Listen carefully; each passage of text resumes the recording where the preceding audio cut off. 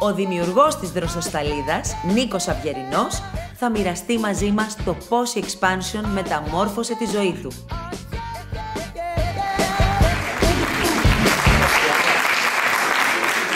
Καλό μεσημέρι και καλώς ήρθατε και από μένα.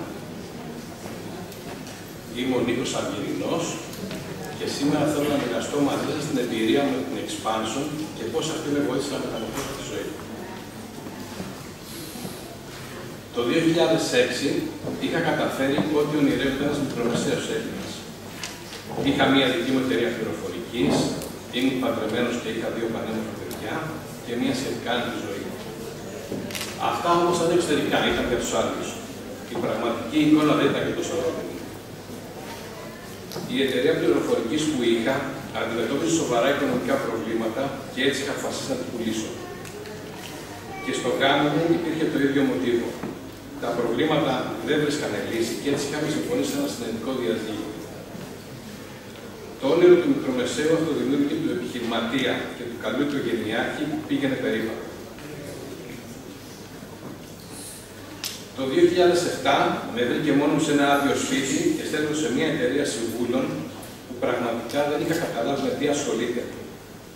Ήμουν σε μια κατάσταση χάους, αυτοπροσανατολισμένος και προσπαθούσα να προσαρμοστώ στις νέες συνθήκες. Ένιωθα ότι είχα χάσει τον εαυτό μου. Δεν ήξερα τι ήθελα. Πέρασαν έτσι μερικοί άσχημοι μήνες μέχρι που αποφάσισα να επισκεφτώ έναν ειδικό, έναν ψυχοθεραπευτή. Δεν ήξερα τι είναι ψυχοθεραπεία και στην αρχή μου φαινόταν όλα περίεργα και πρωτόγνωρα.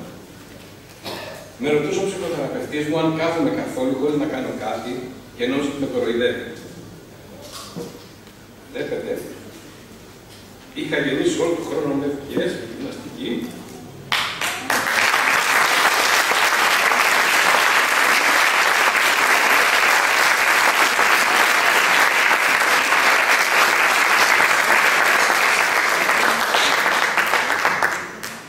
Είχα γεννήσει όλο τον χρόνο με δουλειά και γυμναστική, να συγγυρίσω στο σπίτι, ώστε να μην έχω χρόνο να κάθομαι ή να με ακούω. Και αρχίσαμε δειλά-δειλά να προσεγγίζουμε το θέμα αυτοκράτου, να ακούω τον εαυτό μου. Έμαθα για τα συναισθήματα. Ποια είναι και πώς τα εκφράζω. Έμαθα ότι είμαστε άνθρωποι και εννοείται ότι κάνουμε λάθη και να μαθαίνουμε από αυτά. Έμαθα για τα θέατρα ελέγχου, τις προσωπικότητες, τις μάσκες που φοράμε. Υπήρχαν όμως και θέματα που με μπέρδευαν. Όπως για παράδειγμα, έμαθα ότι τα σημερινά μας προβλήματα οφείλονται σε πράγματα από την παιδική μας ηλικία. Και εμείς για να προχωρήσουμε στη ζωή μας, πρέπει να συγχωρέσουμε αυτούς που μας τα έχουν δημιουργήσει. Και είχα το ερώτημα ότι γιατί να τους συγχωρήσω αφού φταίνουν, αφού δεν με πρόσεξε και δημιούργησαν πράγματα. Επειδή είναι οι γονείς μου, τα αδέρφια μου, οι φίλοι μου. Συγγνώμη, αλλά αυτό δεν μου έφυγε. Και το πιο τρελό από όλα της ψυχοθεραπεία χρειάζεται 3 με 5 χρόνια να δω κάποιο αποτέλεσμα. 3 με 5 χρόνια. Εγώ δεν είχα τόσο χρόνο. Είχα όμως αρχίσει να απολαμβάνω αυτό το νέο θαυμαστό κόσμο. Οπότε αποφάσισα να ασχοληθώ και επαγγελματικά με την προβολή και προώθηση των θεμάτων ψυχικής υγείας και αλλακτικών θεραπείων. Το 2009 ίδρυσα τη Δροσοσταλίδα, που είναι μια σελίδα ενημέρωσης για τα σχετικά θέματα στο ίντερνετ και πολύ πολύ να την γνωρίζετε. Μέσω του Δροσοσταλίδας σχετίστηκα με πολλούς ανθρώπους, θεραπευτές και θεραπευόμενους, που όλοι έψαχναν για μια καλύτερη και πιο όμορφη ζωή. Έτσι ήρθα σε επαφή με άλλες εναλλακτικές τεχνικές, ώστε να γνωρίσω τον εαυτό μου, να χαλάρωσω και να ξαναφέρω αυτονία στη ζωή. Δοκίμασα αρκετές ενδιαφέρουσες μεθόδους. Ανθοϊάματα, προϊόντα ορασώμα, διαλογισμούς, ενεργειακές τεχνικές που δουλεύουν πάνω στην άβρα του ανθρώπου και αρκετά άλλα. Όλες με κάνουν να νιώθω καλύτερα για ένα χρονικό διάστημα, αλλά τα βασικά συναισθήματα, ο θυμός, το άγχος για το αύριο, τα νεύρα δεν είχαν φύγει. Όποτε βρίσκαν ευκαιρία μου θύμιζαν ότι υπήρχαν. Είχα αρχίσει όμως να καταλαβαίνω τι μου γίνεται, τι μου φταίει και ποιος μου φταίει. Συνέχιζα να ψάχνω πιστική απάντηση για το βασικό ερώτημα. Ένα από τα κοινά στοιχεία σε όλες τις τεχνικές και θεραπείες που δοκίμαζα ήταν η κοινή παραδοχή ότι πολλές από τις τωρινές μας συμπεριφορές προέρχονται από τραύμα της παιδικής μας ηλικίας. Κάθε θεραπεία ή τεχνική πρότεινε και το δικό της τρόπο επίλυσης. Με κάποιες τεχνικές επαλλαγές, αλλά όχι δομικές και πολύ αργές. Και δομική αλλαγή εννοώ να μου φύγει ο θυμός και να δω εύραχτα και μόνιμα αποτελέσματα στην καθημερινότητά μου. Τον Οκτώβριο του 2011 ήδη η ζωή μου ήταν αρκετά καλύτερη. Είχα γνωρίσει τη Γεωργία, την τωρινή μου σύζυγο, και αποφασίσαμε να μετακομίσουμε στην Κάτια. Τον Νοέμβριο γνώρισα και τον Αργύρη, που έκανε ένα ακόμα από τα πολλά σεμινάρια αυτοβελτίωσης που άκουγα. Η Γεωργία άκουσε μια ομιλία του και ήθελε να το παρακολουθήσει. Εμένα δεν μου άρεσε ιδιαίτερα στην αρχή αυτός ο τύπος. Το έπαιζε πολύ άνετος, αλλά η Γεωργία επέμενε. Και επειδή είχα αποφασίσει ότι ήθελα μια χαρούμενη ζωή μαζί της, έκανα το χατήρι. Το Δεκέμβριο παρακολουθήσαμε το σεμινάριο του Αργύρη. Και εκεί ήρθαν όλες οι απαντήσεις στο γιατί πρέπει να ασχολούμαι με τους άλλους και να αγαπάμε αυτούς που μας τραυμάτισαν. Και όχι μόνο αυτό. Ήταν μία μέθοδος που δεν χρειάζεται να περάσουν 3 με 5 χρόνια, αλλά μόνο 3 ημέρες. Αυτό που μου έκανε εντύπωση ήταν ότι μπορούσα να την μάθω και να την εφαρμόσω στον εαυτό μου εύκολα. Με την Γεωργία ενθουσιαστήκαμε. Θέλαμε και δύο να εξελιχθούμε, να βελτιώσουμε τις ζωές μας και είχαμε τις καλύτερες προϋποθέσεις για να δουλέψουμε τέτοια θέματα. Μόλις είχαμε μετακομίσει σε ένα μικρό χωριό την Κάτια, με πολλή διάθεση και αγάπη για μια νέα ζωή. Αυτό όμως σημαίνει ταυτόχρονα ότι θα μέναμε και δυο μας πολλές ώρες μόνοι μας στη μέση του πουθενά και θα έπρεπε να βρίσκουμε λύσεις σε όποιο πρόβλημα παρουσιαζόταν.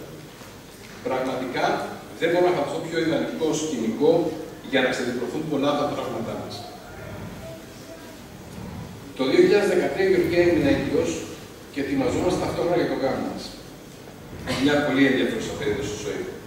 Αλλά είχαμε ένταση αν φτάνουν τα χρήματα. Και η ένταση δημιούργησε καυγάδες και τσακωμούς. Χωρίς δεύτερη σκέψη, βάλαμε τη μέθοδο σε πρακτική εφαρμογή. Βρήκαμε μαζί από πού πήγαζε ο πόνος, τον λύσαμε και το πρόβλημά μας εξαφανίστηκε. Μέσα σε μερικά λεπτά.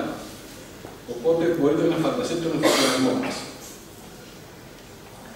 Έτσι αρχίσαμε να εφαρμόζουμε την εξπάνωση σε όλη μας τη ζωή. Να σας πω μερικές ακόμα εμπειρίες. Το 2014, ένας υποψήφιος συνεργάτης μου έστειλε μια πολύ ακριβή οικονομική προσφορά. Θύμωσα γιατί ένιωσα ανανεαλική και νιώσα πολύ έντονα αρνητικά συναισθήματα. Είδα το θυμό να επανέρχεται σε όλο το μεγαλείο. Δεν έχασα όμως καιρό. Βρήκα αποφύγει του θυμός μου, το απελευθέρωσα και πάλι ο θυμός. Οπότε είχα τέτοια θέματα, χρησιμοποιούσα τη μέθοδο expansion και έβρισκα μια οριστική και μόνιμη επίλυση. Διαπίστωσα με χαρά που μπορώ να δουλέψω ακόμα και θέματα του στυλ πόσο νευριάζω όταν το γραφείο μου είναι άνω κάτω. Ή καταστάσεις όπως βαρέθηκα να ζω μια μίζερη ζωή. Θέλω αυθονία σε συναισθήματα, σχέσεις και χρήματα. Όποιο θέμα μου δημιούργησε έντονα συναισθήματα ήταν μια ευκαιρία για να το λύσω οριστικά. Είδα τον εαυτό μου να μεταμορφώνεται σε αυτό που πάντα ήθελα να είμαι. Πιο ήρεμος, πιο συγκροτημένος, με αποδοχή και αγάπη και πάνω απ' όλα γνώρισα την έννοια της συγχώρεσης. Και αυτή θα ήθελα να μοιραστώ κλείνοντας μαζί σας. Συγχώρεση σημαίνει δημιουργώ χώρο για τη γνώμη του άλλου. Δεν σημαίνει ότι κάποιος έχει δίκιο και κάποιος έχει άδικο. Απλά έχουμε διαφορετικές νόμους. Για τη Γεωργία και εμένα η expansion είναι μέρος της καθημερινότητάς μας πλέον. Την εκπαιδευτήκαμε και είμαστε και δύο πιστοποιημένοι σύμβουλοι expansion. Μετά από 4 χρόνια έχουμε δημιουργήσει μια όμορφη οικογένεια. Η κόρη μας γνωρίζει την expansion. Νόνο κάναμε τον Αργύρη και αυτό είναι στην κοινή. Τα οικονομικά μας είναι κάθε μέρα καλύτερα, ονειρευόμαστε θετικά και γνωρίζουμε τρόπους να κάνουμε τα όνειρά μας πραγματικότητα.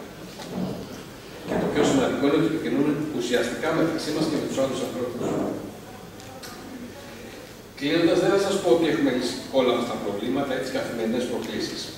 Μας είναι όμως πλέον πολύ εύκολο όταν έχουμε μία πρόκληση να την αναγνωρίσουμε πιο εύκολα, να την αναλύσουμε και να τη λύσουμε οριστικά.